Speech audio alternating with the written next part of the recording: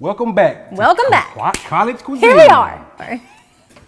I got excited for the chicken.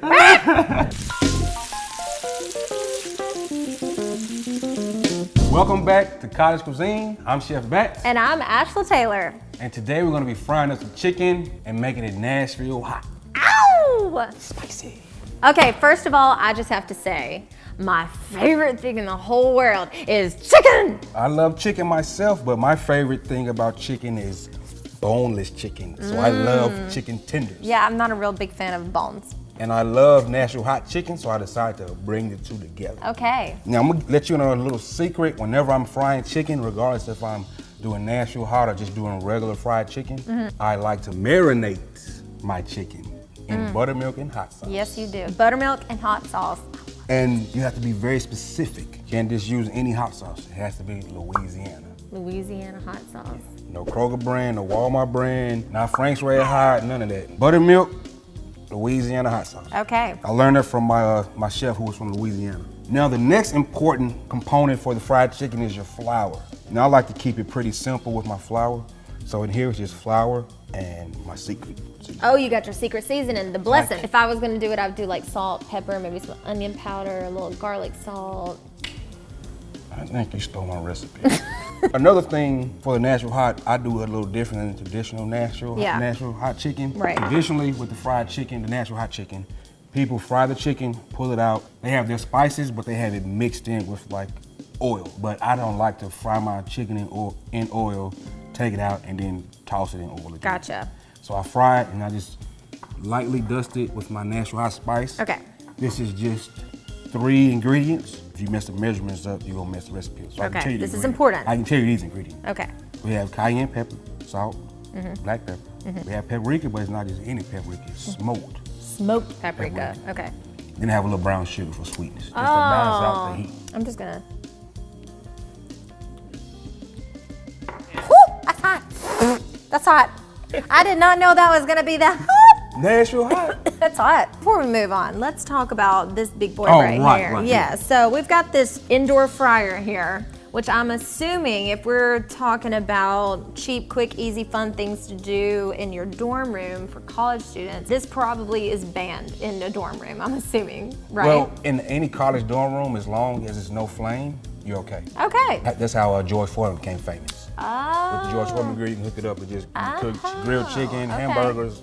You can saute vegetables. Okay, so for those of you who have kids going to college, let's get them hot plates, mini fryers, and a George Foreman grill. George Foreman grill. If they have those 3 pieces of equipment, they can cook a great, hearty, healthy meal. Man, this makes me want to go back to college and do it all over again.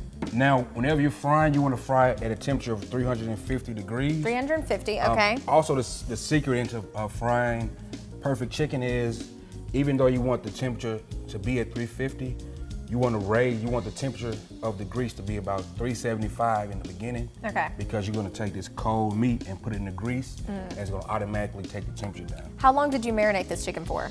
I marinated for 24 hours, but you can marinate it for an hour and get the same effect. Okay. This is really basic and simple, I feel. Yeah, very basic, but very, very flavorful. So, I love fried chicken. Now the grease is at the temperature it needs to be. We're gonna braid the chicken. Let me get some gloves because I don't want to get. Did you notice I came prepared dirty. this time? Exactly. I knew there was gonna be some. Just in case the buttermilk grease. splashes, it doesn't get on you. And if the grease pops, it doesn't splash. So we're gonna just take the chicken, get a little bit of the marinade off, toss it in the flour. Yeah. And I'm gonna probably fry off about 6 pieces. Y'all, I just feel like chicken fingers and French fries is just so American. Press down on the flour to get the braiding on there good. Okay. So originally, Nashville Hot Chicken was started at Prince's Chicken. They were the first to do Prince's over in East Nashville Hot Nashville? Chicken. Yes. Okay. And actually, that location is no longer open. Oh. Sad to say. Oh. But they are the originators of Nashville's Hot Chicken. So Hattie B stole it? Well, I'm not saying they stole it. They just got a little motivation from Prince's. Oh. We'd say that. They were inspired by Yeah, there was a little inspiration. Prince's, though. Prince's Hot Chicken. Is Prince still with us? No, I don't think so. I think he has passed away. But his family still runs the restaurant and it hasn't changed the name. So if you're coming to Nashville and you want real authentic Nashville hot chicken, gotta go to Prince's. Go to Prince's, second, Hattie B's. And then McDougal's. And then, oh, I haven't had McDougal's yet. Honey so, Hush. McDougal's. Oh Lord, you gotta try some McDougal's. Since you confirmed it, we're gonna say McDougal's. It is good. You We're hear gonna that let sizzle? We're gonna I let love that cook sound. for about 7 minutes.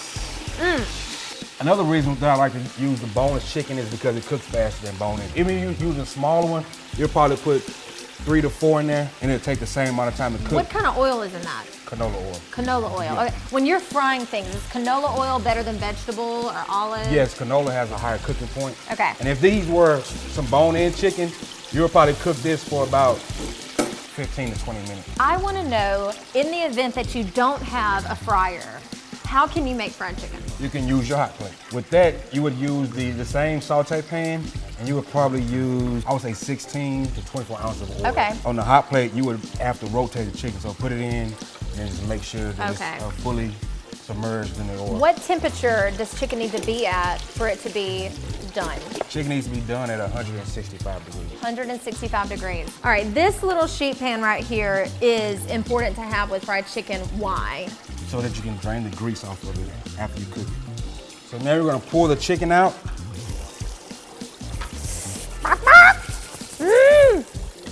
Oh my gosh, I love fried chicken so much. This reminds me of being a kid. That's all I ever wanted to eat as a kid. Heck, as an adult, that's all I ever want to eat. It's a problem. It's a real problem. Now we're gonna go ahead and hit it with the Nashville Hot. Hallelujah. Bless it. Woo. Blessings. Chef So Bass it's gonna be the blessing. Nashville Hot Blessing. Woo. Okay, I can tell that it's really crunchy, and I'm assuming the chicken is gonna be super juicy. I mean, I don't wanna pump it up too much before I've tasted it, but looks delicious. And you know I'm a connoisseur of fried chicken, so I'm gonna tell you the truth. Please tell me the truth. All right, so while we're letting the chicken cool off, let's talk about how much this would cost a college student. Probably cost $12. The chicken was about $5.79 if I'm not correct. And I got about 10 tenders, and flour is about $2. And then hot sauce and buttermilk is not that expensive. Yeah, and again, this lasts more than one day if you're just eating single by yourself. Also, fried chicken you can add that to a lot of things, even salad. So with the grease, what do we do about the grease and the cleanup? So with this, you can just leave the grease here and then use it until it's unusable. When is grease unusable? So once it turns a dark brown. Okay. First, let it cool down. Put it in a container, and you can put this away in the garbage can. But you cannot trash can. pour this kind of stuff down the sink, down the No, drain, do not right? pour down the sink in your room, in the bathroom, the toilet, or the shower. Okay, yeah, I had to learn that the hard way. Sorry, Dad. Total cooking time was like 7 minutes for the chicken, and then for the prep about 10, so less than 25 Yeah, minutes? 25 minutes altogether, all in all. All right, here we go. See if we...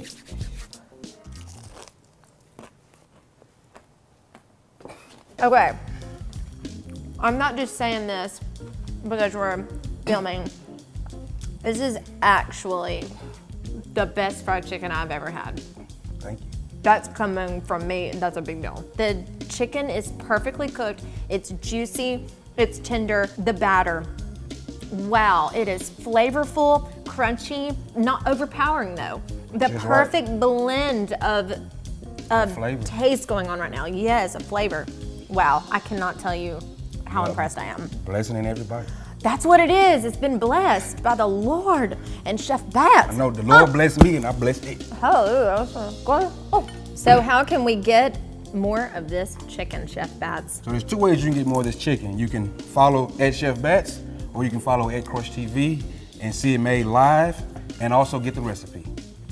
Yeah, man. Thank you for tuning in to this episode of College Cuisine. I'm Chef Batts. And I'm Ashla Taylor for Crush It TV.